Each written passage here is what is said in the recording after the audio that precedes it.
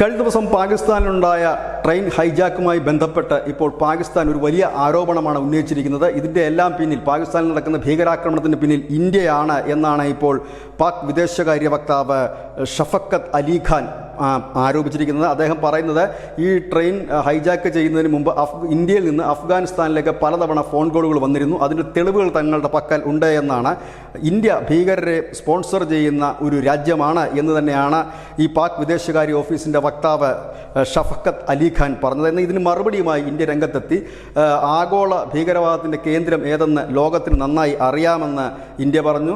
മറ്റുള്ളവരെ കുറ്റപ്പെടുത്തുന്നതിന് മുമ്പ് സ്വയം ഒന്ന് വിലയിരുത്തണമെന്നും സ്വയം ഒന്ന് തിരിഞ്ഞു നോക്കുന്നത് നന്നായിരിക്കുമെന്നും ഇന്ത്യ പറയുകയുണ്ടായി. ഇന്ത്യയുടെ വിദേശകാര്യ മന്ത്രാലയ വക്താവ് രൺധീർ ജസ്വാളാണ് ഇതിന് മറുപടിയുമായി എത്തിയത്.